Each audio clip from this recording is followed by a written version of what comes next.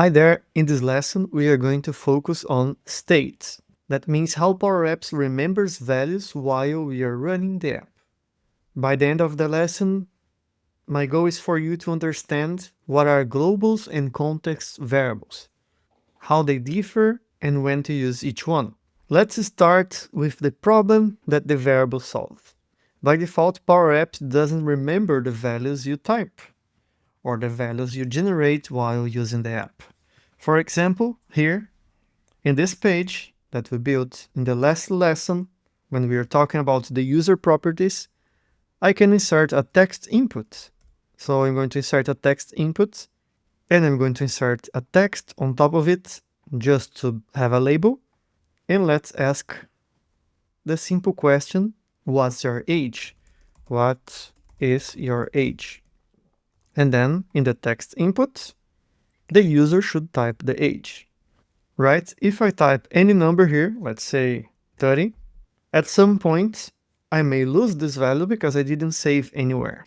So now if I navigate to another screen, or if I clear this control, if I reset this input, I will lose this value because the app doesn't remember it. The value only exists inside the control. And this is where variables come in. Variables allows us to store this data in the memory while the app is running, so we can use it later. And then given that, we have two types of variables, global variables and local variables. Global variables are variables that can be reused across all the screens.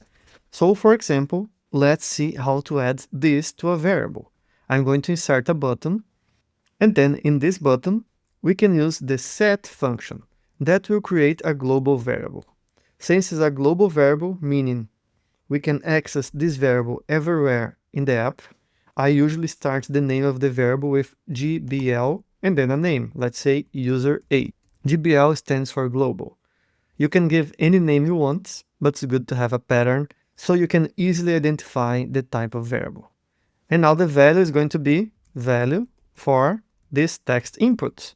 In this case, I called it txt number. I just renamed it while I paused a little bit.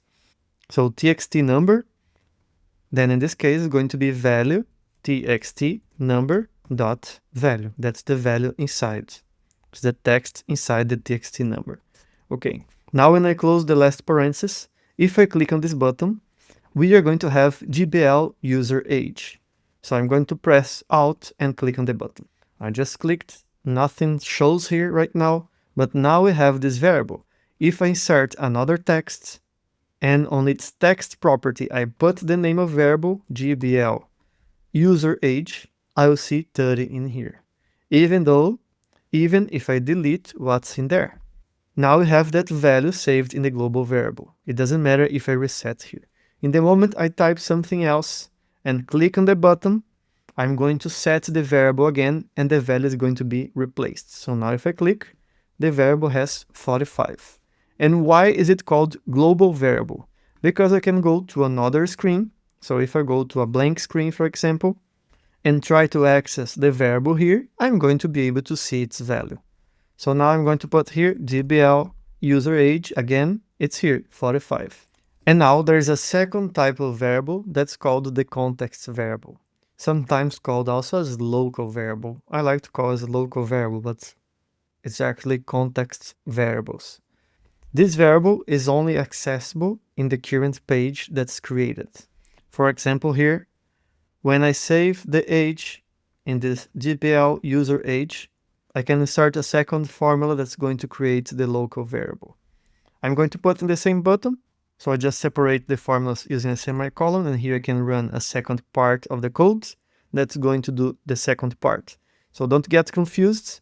This is one code, global variable, and now I'm going to set the context variable or local variable. So local variable. You could put this in two different buttons. I'm just putting the same so you can already see side by side. Well, here AI already auto-suggested something to me, and I can see that is correct. The way to set this is using the UpdateContext formula. So it's UpdateContext, then I open parenthesis, close parenthesis, and here I'm going to set the context. Here I need to open and close curly braces and then give the name of the variable. In this case, I usually call lock and then the name of the variable. So lock user age. And then after the context variable name, I insert a column and put the value. That's in this case, I will use the same value, txt number.value, converted to a value. Okay, Ctrl V. And then here I'm creating this variable called lock user age. It will have the same value as the other, but they are two separate things. If I press the button now, I just set that variable, so it means that I can also have a label here. I'm doing a Ctrl-C, Ctrl-V, and this label is going to show that variable value, lock user age. And it's the same because I'm saving the same value. Well, for us to see the difference, the second one, I'm going to add 1 to it. So it's going to be the age plus 1. And then the variable, the global one, is going to be the number that I typed here. Let's say 50. Once I click, I set two variables, the global to 50 and the local or the context variable to 51. Now, the difference is if I go to the other page and try to access the context variable here, I'm not going to be able to find it because it doesn't exist here. So lock user age, I get an error that it's not valid, it's not recognized because it only exists in this page. That's very useful for managing states and values inside this page if I don't need anywhere else. For example, one way that I use it a lot is to show or hide stuff. Imagine you built a pop-up. In this case, I'm going to just insert a rectangle here that represents a pop-up. So it's going to be on top of everything like this to show a user confirmation, for example. And I want to show or hide the pop-up if I click on the save button, for example. So I'm going to insert a button. Well, now that I inserted this button, I'm going to change its visual a little, just to secondary, so we can see it better on top of these other elements. And now I want to be able to close the pop-up. So the idea is that when I click on the button, I set the variable back to false. Basically, I copy what's in this one. When I set it to true, and when I click on the button, I call the UpdateContext again and change to false. Well, I know this is not a very useful pop-up, it's just to give you the idea of how I use it. Now if I click the button, the variable will be false, and then this box will disappear. So I'm going to press play, click on the button, the variable was set to false, and that information disappeared. Of course, the button is still showing, because if I wanted to show the button as well, in the visible property of the button, I'm going to associate with the variable, lock show popup. So now when I press on this button, let's change the name to show popup, the variable is going to be set to true, and this information appears. Now, when I press on this button, let's change the text to cancel, and I can even add a cancel icon if I want, a dismiss actually. I'm going to click here. The variable is going to be set to false. Since the variable is indivisible of both controls, they are going to be invisible. They are going to disappear from the screen.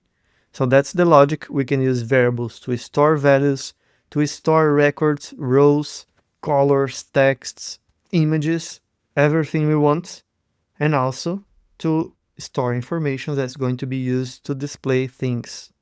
Across the apps that we build in the course, we're going to use a lot of variables. This was just a quick introduction, so you know that we have global and local variables.